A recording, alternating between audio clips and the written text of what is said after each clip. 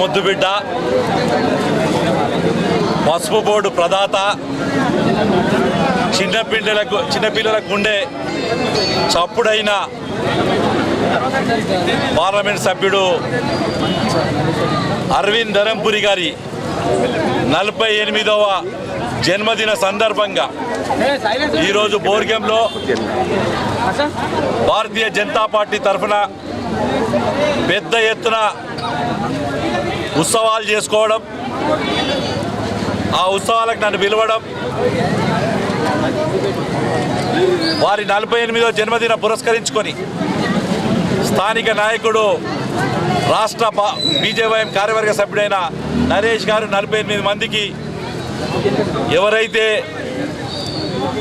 Insurance కట్టుకోలేకపోతారో వారందరికీ కూడా 4 లక్షల రూపాయల ఇన్సూరెన్స్ చేపించడం, దాంతోపాటు ఇక్కడ కేక్ కటింగ్ కానీ మిగతా కార్యక్రమంలో పాల్గొనడం, నాతో పాటు మా బీజేపీ జిల్లా అధ్యక్షుడు రాజశేఖర్ రెడ్డి గారు, నాతో పాటు మా అసెంబ్లీ కన్వీనర్ పద్మారెడ్డి గారు, అలాగే మండలాధ్యక్షుడు ఆనంద్ గారు, మిగతా మండలాధ్యక్షులు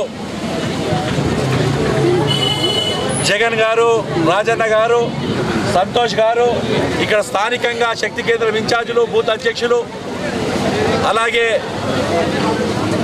సంతోష్ గారు, మిగతా పెద్ద నాయకులందరికీ కూడా పేరు పేరున ధన్యవాదాలు తెలుస్తూ గ్రామ పెద్దలు, కుల పెద్దలందరికీ కూడా హృదయపూర్వక వందనాలు తెలియజేసుకుంటూ, ఇవాళ భారతీయ జనతా పార్టీ అంటేనే సేవ, అందులో ధరంపూర్ అరవింద్ అంటేనే ఆర్భాటాలకు దూరంగా, సన్మానాలకు దూరంగా ఉంటాడు.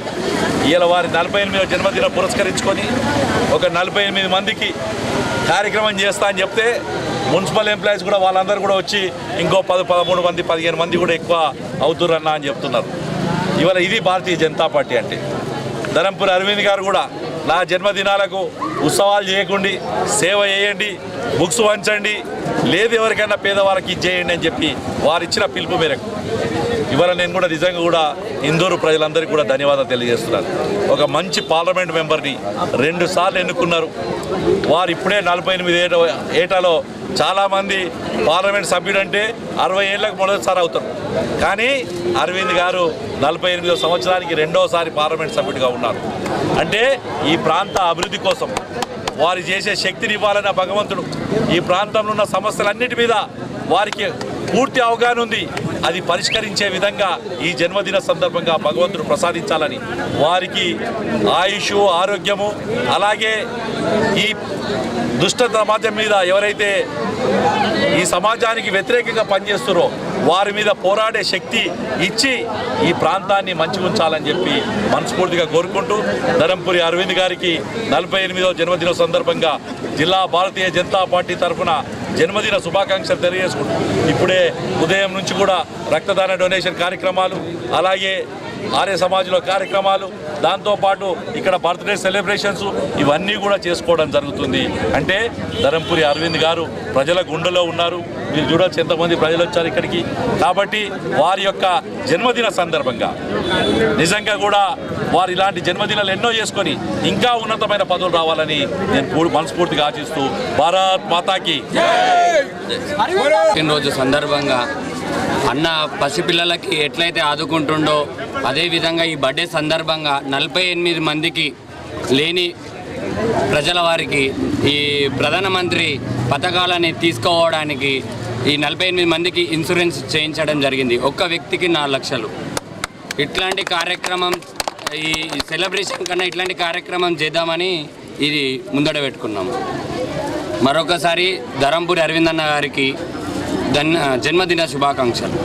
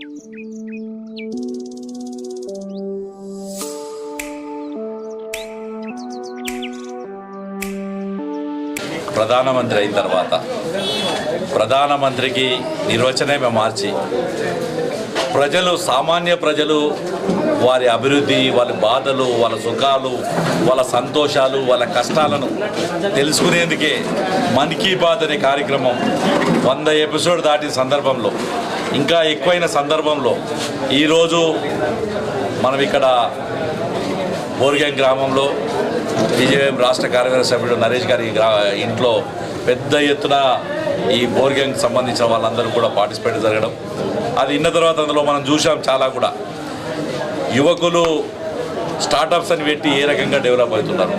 చిన్న చిన్న చేతి వృత్తి వాళ్ళు జూట్ బ్యాగులు కానీ మిగతా దాని గురించి కూడా వివరించడం జరిగింది. అంటే ఇవాళ మనము గుర్తుంచుకోవాల్సింది, ఒక ఛాయ్ అమ్ముకునే వ్యక్తి దేశ ప్రధాని అవుతే ఏ రకంగా ఉంటుందని చాలామంది ఏలన చేశారు. ఛాయ్ అమ్ముకునేవాడు గరీబోడి కష్టం తెలుస్తుంది.